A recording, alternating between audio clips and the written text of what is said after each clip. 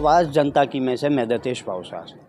आज हम आए हैं भुज एरिया डेवलपमेंट अथॉरिटी के ऑफिस में, जो कि भ्रष्टाचार का एक एपिसेंटर बन चुकी है। भुज शहर में जो कि 2001 में बड़ा भूकंप हुआ था, उसके बाद जो नए बांधकाम होते हैं, जो निर्माण नए होते हैं, उसके लिए कई नियम बनाए गए हैं, लेकिन उस नियमों का पालन नहीं हो रहा है। उस नियमों का पालन करवाने के लिए जो मेरे पीछे ऑफिस दिख रहा है, भुज एरिया डेवलपमेंट अथॉरिटी यानी कि भाड़ा, उनकी जिम्मेदारी है, लेकिन भाड़ा अपनी जिम्मेदारी नहीं निभा पा रहा है। हम आपको बता दें कि पिछले साल जो राजकोट गेम जोन की घटना हुई थी, उस घटना में कई लोगों की मृत्यु हो चुकी थी। उसके बाद भुज शहर में कई ऐसी शिकायतें दी गई जिसमें बेसमेंट के अंदर इल्लीगल तरीके से कई गतिविधियां चल रही हैं। उन गतिविधियों को नियम के अनुसार नहीं होना चाहिए। बेसमेंट में कई अस्पताल चल रहे हैं, बेसमेंट में कई होटल्स चल रहे हैं, बेसमेंट में जिम चल रहे हैं, बेसमेंट में कई डाइनिंग हॉल चल रहे हैं। उसकी बहुत सारी शिकायतों के बाद भी जो भाड़ा की ऑफिस है, उन्होंने मात्र नोटिस देके संतोष मान लिया है। राजकोट गेम जोन की घटना में ऐसे ही जो इल्लीगल तरीके से जो प्रॉपर्टीज़ थे, उसका उपयोग हो रहा था और कई लोगों की मृत्यु हो चुकी थी। हमारी यहाँ गुजरात की सरकार यही चाहती है कि ऐसे मामलात में वो मामला हो जाए, उसके बाद उसका मुआवजा देके उन लोगों को सहानुभूति दी जाए, लेकिन वह हादसे ना बने, इसके लिए अभी तक कोई भी ठोस कार्रवाई नहीं हुई। आपको बता दें कि वडोदरा में जो हरणी बोट कांड में कई लोगों की मृत्यु हुई थी, उसके बाद भी हाई कोर्ट के आदेश के बाद ही मुआवजा अभी तय हुआ है।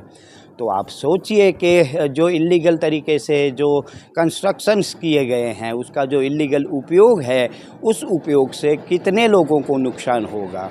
बेसमेंट के अंदर अस्पताल चल रहे हैं, इसका मतलब ये हुआ कि अगर कहीं आग लगने की दुर्घटना, जो कि राजकोट गेम जोन में हुई थी, ऐसी दुर्घटना होगी तो उस दुर्घटना में कई लोगों की जान का नुकसान हुआ।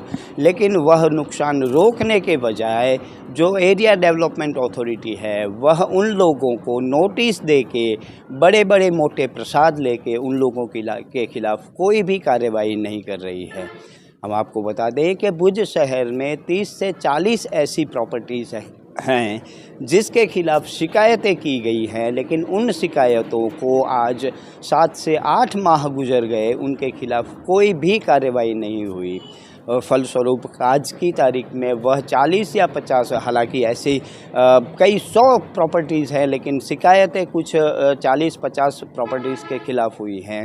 उनके खिलाफ़ कोई कार्रवाई न करके भ्रष्टाचार किया जा रहा है।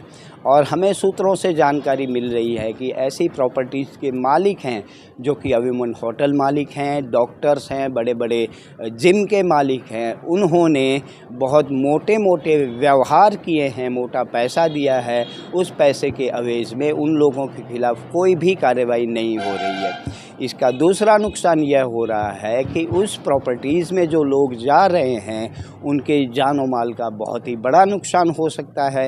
हम आपको बता दें कि कच्छ जो कि सेस्मिक जोन 5 में आ रहा है, इसलिए यहाँ पर ऐसी प्रॉपर्टीज़ का इल्लीगल उपयोग नहीं होना चाहिए, लेकिन बावजूद इसके डेवलपमेंट अथॉरिटी उनके खिलाफ़ कार्रवाई न कर कहीं ना कहीं उनको प्रोत्साहित कर रही है, जिसका खामियाजा गुजरात की जनता को भुगतना पड़ रहा है।